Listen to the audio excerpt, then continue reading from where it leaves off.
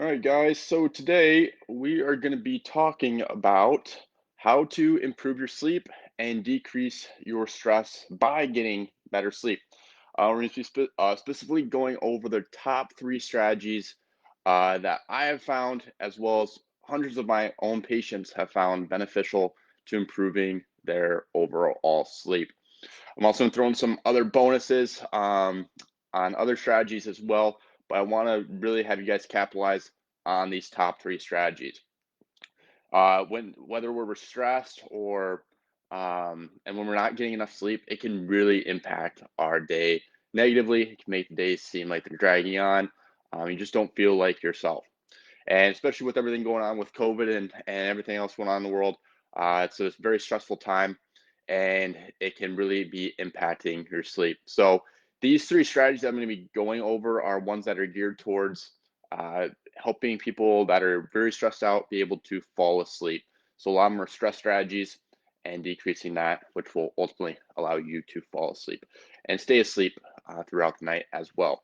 So number one is one strategy that can be super beneficial, and it's the number one thing that I would say is start implementing. That's another thing too.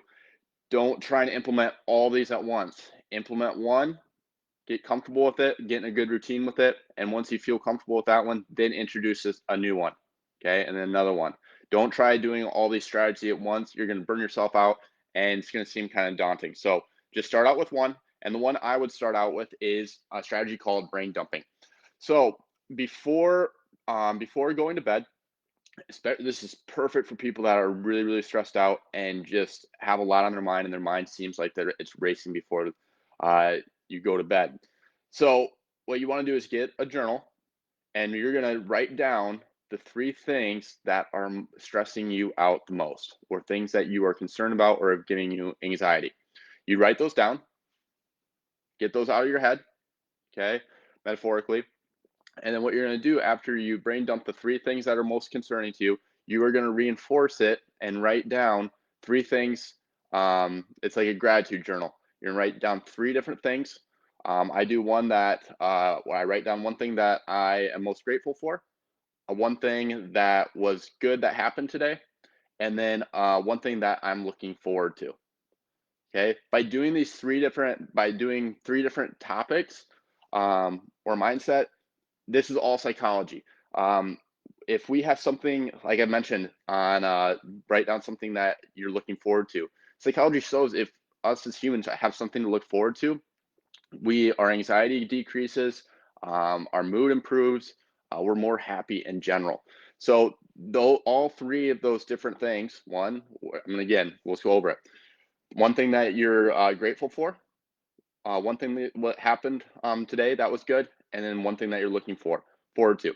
So by doing all those three different things, it's going to drastically decrease your anxiety. It's going to make you feel better, okay, and you're going to be able to fall asleep more quickly as well. So three things that, again, recap, three things that are bothering you, get those out on paper and get them out of your head and on paper, and then reinforce it with positive thoughts. Okay, it puts you in a better headspace and mindset before you go to bed. Okay, super important. That's where I would start for the first thing that you guys will implement.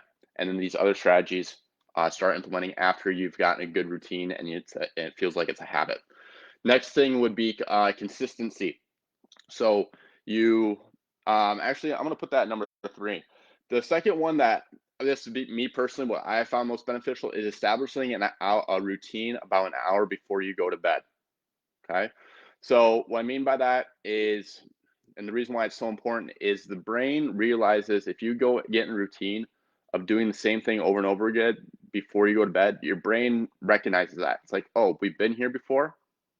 We've done when we've done these activities or done this routine, we usually go to bed relatively soon. Okay, so the brain starts subconsciously preparing itself for bed, gets it used to everything. So what could be an hour routine that you can do? So a lot of my patients will say that the thing that they find most beneficial is taking a warm shower. It helps them relax. Again, it'll help you relax, and um, and it just and they do that about 15 to 30 minutes before bed. to just kind of, yeah, decrease anxiety and get them feeling better and establishing part of the routine. Another thing can be like a bedtime snack. So about an hour before you go to bed, have like a snack, a healthy snack. Okay. These can be like peanut butter or something like that. Um, or yeah, anything that's healthy and you guys can establish a routine. Again, you don't want it to be a huge hefty meal, but just a light snack about an hour before bed, and then you can do like warm shower 30 minutes beforehand, and then like reading 15 minutes before bed. Okay, and that is a great routine. Just three things.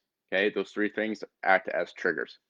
All right, for the brain to realize it's about time to go to bed. All right, so establishing a routine is super beneficial. That's number two on our list. Number three is consistency. Going to bed at the same time and waking up at the same time. Okay, our body is wants to, our bodies want to be in a routine. Okay, and so by going to bed at the same time and waking up at the same time, it helps get in a better circadian rhythm.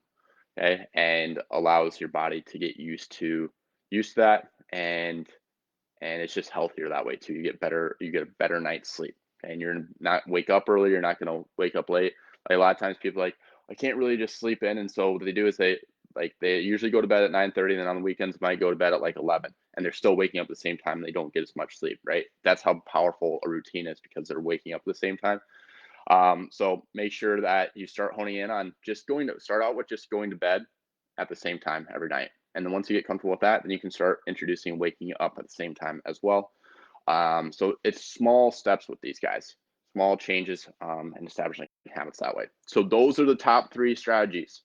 Okay, I'm gonna give you guys some other bonuses, but if you guys knock out those three, your sleep's gonna be improved dramatically. Okay, so to recap on that, brain dump. Okay, get rid of the negative thoughts, reinforce with positive thoughts. Second is consistency, going to bed at the same time, waking up at the same time. And then also, third was establishing a routine before you go to bed, about an hour before you go to bed. Do two or three things that will trigger your body into knowing that it's about time to go to bed. All right, some other, maybe yes, two bonuses that can be also beneficial. So no caffeine after 3 p.m.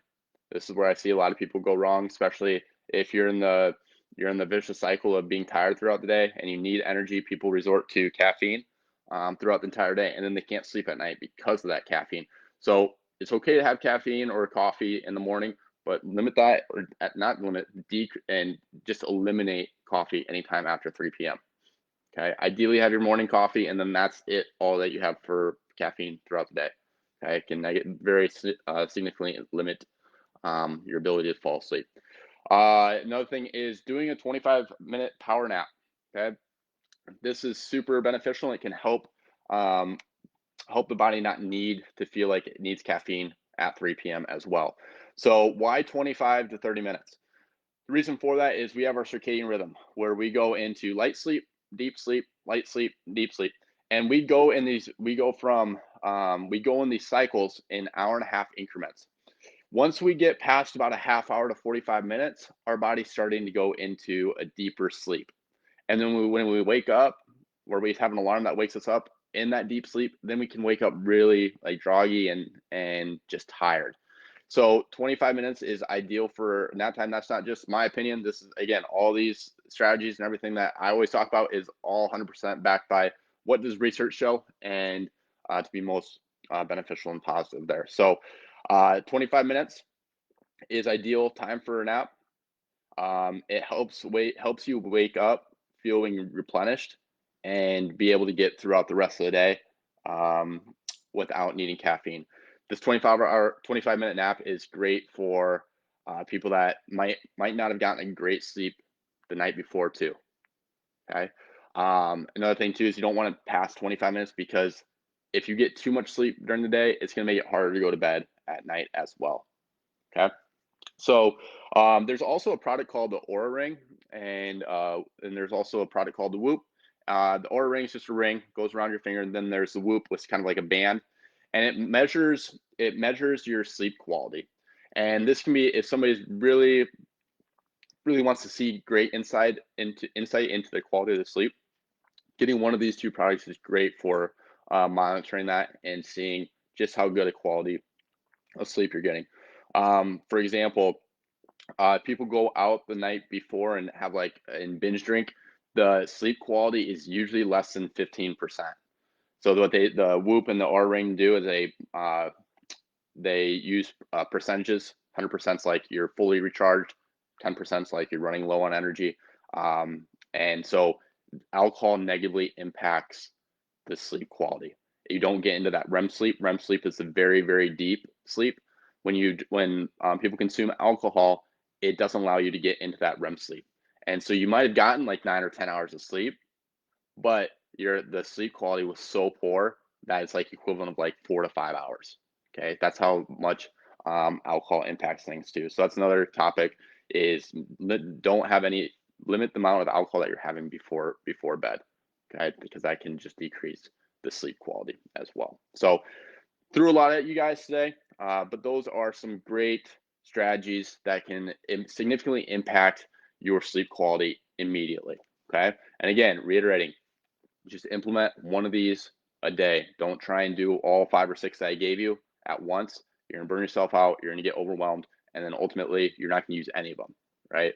I'd rather you guys just try one, get really good with that one, and then add another one in, than try and do all these at once. Because yeah, it's just human nature.